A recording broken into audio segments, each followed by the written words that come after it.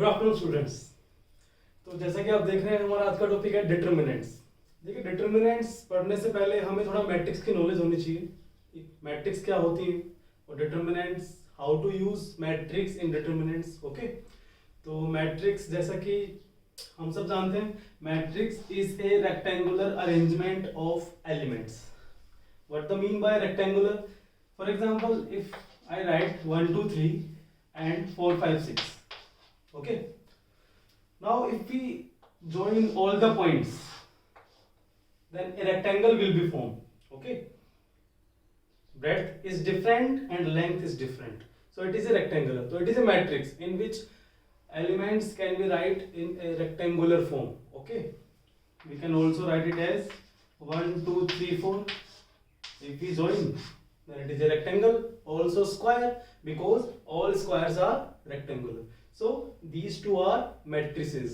Okay, so matrices are rectangular arrangement of elements. But in determinants there must be only square arrangement of elements or letters. For example, if I write 1 A B C D, okay, these are 4 letters of English alphabets and all are in square arrangement, so it is a determinant. If I write determinant A B C D E F, then it is not a determinant because यहाँ पे जो elements है ये rectangular form में है, ना कि square की फॉर्म में, तो ये डिटर्मिनेंट नहीं हो सकता। डिटर्मिनेंट हमेशा स्क्वायर की फॉर्म में होते हैं, ठीक है।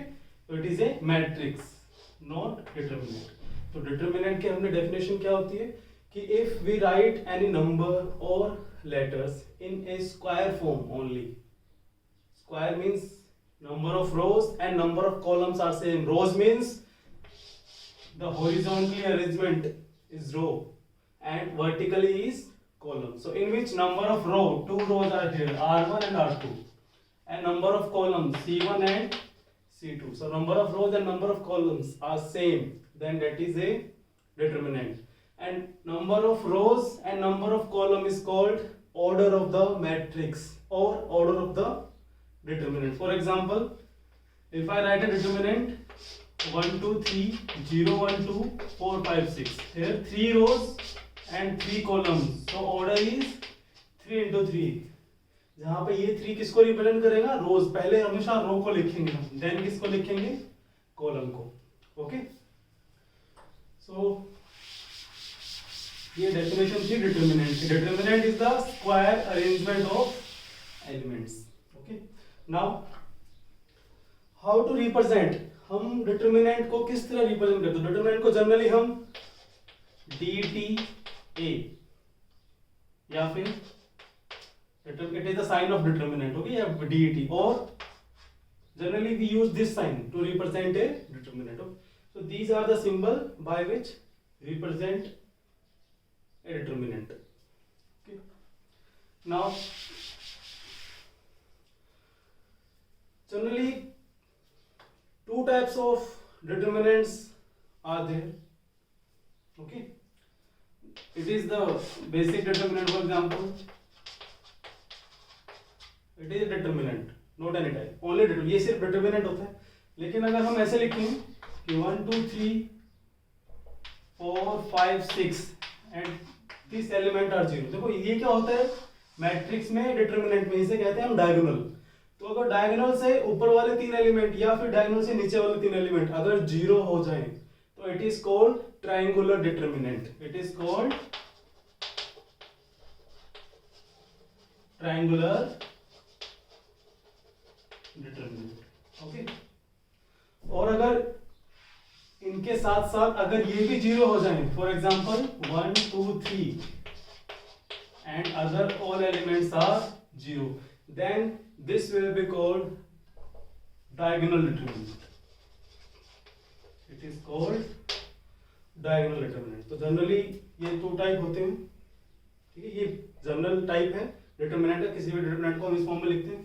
अगर डायगोनल के नीचे वाले तीनों एलिमेंट 0 है तो इसे कहेंगे हम ट्रायंगुलर डिटर्मिनेंट। जैसे मैट्रिक्स में होता था, या तो ये तीनों 0 होंगे या ये तीनों 0 होंगे, upper triangular and lower triangular, and अगर ये दोनों 0 है दैट इज डायगोनल मैट्रिक्स। ऐसे ही यहाँ पे क्या होता है? डायगोनल डिटर्मिनेंट, ठीक है। नाउ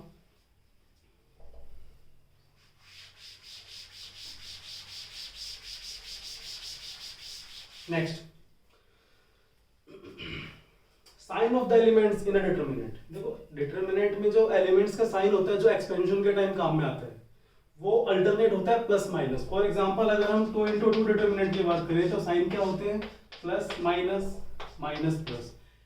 किसी भी रो में जो एलिमेंट का साइन होगा प्लस से स्टार्ट, फर्स्ट रो में प्लस से स्टार्ट होगा, प्लस माइनस, फिर plus minus again plus minus, second row में माइनस प्लस, अगर आगे एलिमेंट्स है तो फिर माइनस प्लस। 3 into 3 डिटर्मिनेंट में एलिमेंट्स के साइन क्या होंगे, प्लस से स्टार्ट करेंगे हम फर्स्ट रो को, plus minus plus, second row minus से स्टार्ट होगी, minus plus minus, and third row किससे स्टार्ट होगी, अगेन प्लस से। तो ये अल्टरनेटली चलता रहता है, प्लस माइनस प्लस, ओके। अगर हम 4 into 4 डिटर्मिनेंट की बात करें तो sign plus minus minus plus again plus minus minus plus. तो जनरली ये दो टाइप ही यूज आते हैं, 2 into 2 and 3 into 3। 4 into 4 equation नहीं आते हैं जनरली, ठीक है। तो these are the sign of the elements of in a determinant, sign of elements in determinant. ये किस में काम में आते हैं हमारे, जब हम डिटर्मिनेंट को एक्सपेंड करते हैं, ठीक है। तो अब हम देखेंगे how to expand a determinant, किसी भी डिटर्मिनेंट को एक्सपेंड कैसे करते हैं।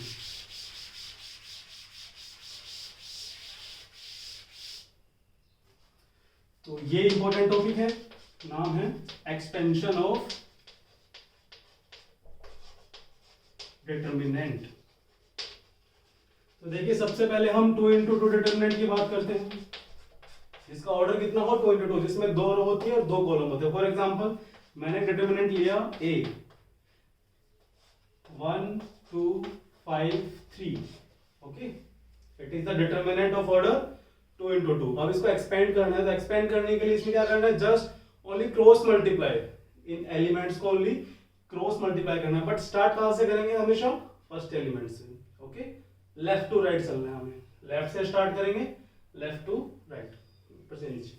तो जब इसको एक्सपेंड करेंगे तो 1 3 जा 3, बीच में किसका साइन यूज करेंगे हम, माइनस का, एंड 5 2 जा, then answer will be 3 minus 10 is equal to minus 7. This is the answer. It is the value of determinant A। Matrix में जो आंसर आता था, फॉर एग्जांपल मैट्रिक्स को हम कैसे रिप्रेजेंट करते थे, only A, capital letters of English alphabet, उसमें ये साइन नहीं आता था, और जो आंसर था वो इसको हम फर्दर सोल्व नहीं कर सकते थे, it is the answer of only.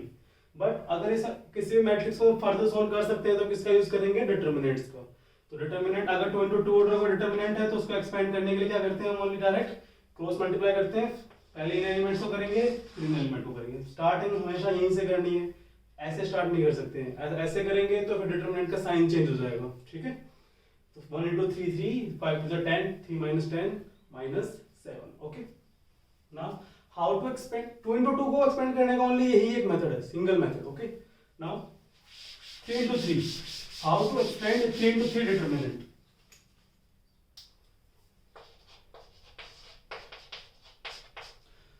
तो फॉर एग्जांपल डिटर्मिनेंट ले लिया हमने 1 2 1 0 3 2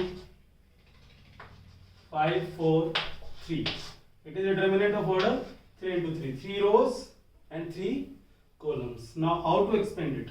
तो देखो इसको हम किसी भी रो या किसी भी कॉलम के अलग एक्सपेंड कर सकते हैं। हमारे पास रो कितनी है, R1 R2 एंड R3, और कॉलम कितने हैं, C1 C2 एंड C3। तो हम कोई भी एक चूज कर सकते हैं 3 रोज और 3 कॉलम में से, ओके, एनी वन। तो फॉर एग्जांपल अगर हम इसको ऑन एक्सपेंडिंग अलोंग R1 से स्टार्ट कर लेते हैं एक बार। R1 कहां पे है, ये R1 है।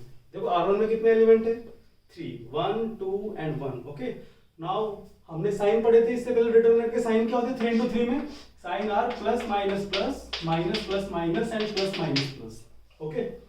नाउ फर्स्ट रो के अलावा एक्सपेंड करें तो हमारे साइन है प्लस माइनस प्लस, 1 प्लस का साइन है, 2 माइनस का एंड 1 अगेन प्लस का। तो सबसे पहले हमें यहाँ से स्टार्ट करना है। देखो ये कौन सा एलिमेंट है, फर्स्ट एलिमेंट है। अब देखो ये जो एलिमेंट है ये फर्स्ट रो और फर्स्ट कॉलम में आ रहा है, तो इसके कॉरेस्पॉन्डिंग रो को और कॉरेस्पॉन्डिंग कॉलम को हम क्या कर देंगे, कट कर देंगे। सबसे पहले क्या लिखेंगे हम, 1 लिखने के बाद ब्रैकेट में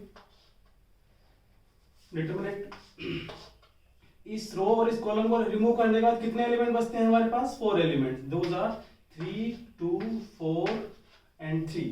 okay, now second element is 2, but sign क्या है? नेगेटिव, सो -2. अगेन इसके साथ वाली रो को और इसके साथ वाले कॉलम को हम डिलीट करेंगे तो कितने एलिमेंट बचेंगे? 1, 2, 3, 4 elements are 0, 2, 5 and 3 and our last element is 1. Sign कितना है? प्लस, सो 1. अगेन इसके साथ वाली रो और कॉलम को जब रिमूव करेंगे तो 0, 3, 5, 4 0, 3, 5 एंड 4. अब हमें क्या करना है? 2 into 2 डिटरमिनेंट को कैसे सोल्व करते थे? By cross multiplication. तो ओनली क्रॉस मल्टीप्लाई करना है यहाँ पे. तो 9 minus 8 it is 1 minus 2. 0 into 3 0 minus 10 is -10 and 1 into 0 minus 15. Okay, 4 into 0 0, 5 3 जा 15, -15. Then answer will be 1 minus and minus plus 20 and 1 into -15 is -15. So answer is 21 minus 15 is 6. Okay, so इसका answer कितना हो गया? 6. So it is the method of expansion of a determinant, okay, by any row or column. यहाँ पे हम किसी भी रो को ले सकते हैं, जरूरी नहीं R1 को ही लेना है, हमें R2 भी ले सकते हैं, R3 भी ले सकते हैं, कॉलम भी कोई भी ले सकते हैं, लेकिन ऐसा करने पे डिटरमिनेंट की वैल्यू में कोई इफेक्ट नहीं पड़ेगा, आंसर हमेशा सेम आएगा. ओके